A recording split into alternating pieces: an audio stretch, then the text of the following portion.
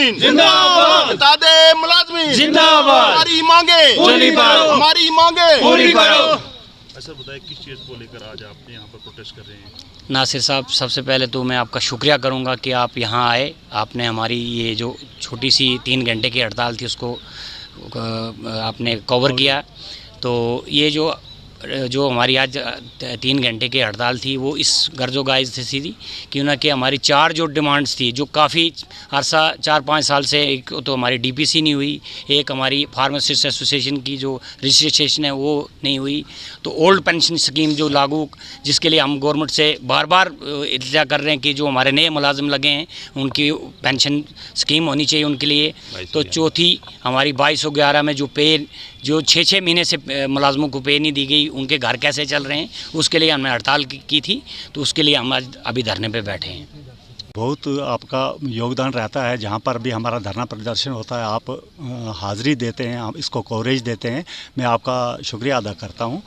जैसे कि मेरे साथियों ने बोल दिया कि यहाँ पर इस वक्त जो जेन्युइन 4 डिमांडें हैं। नंबर 1 तो 5 साल से इस डिपार्टमेंट में पैरामेडिकल स्टाफ की कोई डीपीसी नहीं हुई, एक तो ये है।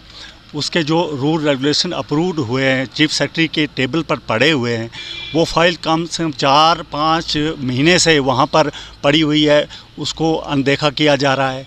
उसके लिए पहले भी हमारा थोड़ा पूरा डिस्ट्रिक्ट हेडक्वार्टर पर और डायरेक्टर ऑफिस में भी एक प्रदर्शन हुआ था, लेकिन अभी तक सरकार ने उस पर कोई सुनवाई नहीं की और इसीलिए मजबूर हुए कि ये अब हड़ताल जो है PSC लेवल पर, CSC लेवल पर हमारे जो काम छोड़ हड़ताल ये 24 तारीख को डिक्लेयर हुई है।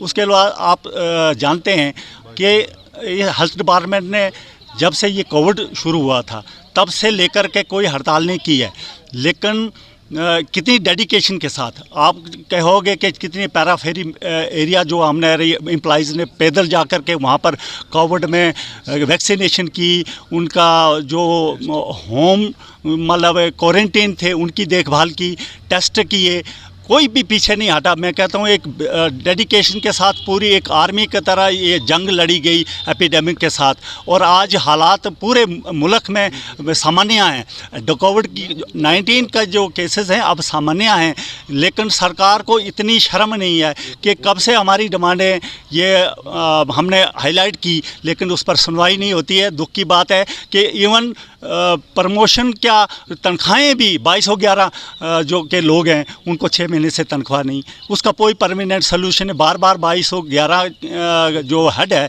उसकी बजट इनके पास स्टाफ हो जाती है, वो क्यों होती है, उसका परमानेंट सोल्यूशन ये नहीं निकालते। उसके बाद एक और भी जो डिमांड हमारी है फार्मासिस्ट की रजिस्ट्रेशन की है, उसके साथ जो न्यूली अपॉइंटमेंट जिनकी हुई है 2010 में हमारे के बाद जो एम्प्लॉइज़ हुए वो जनरल आम डिपार्टमेंट की बात है, वो ओल्ड पेंशन स्कीम में के दायरे में लाए जाएं।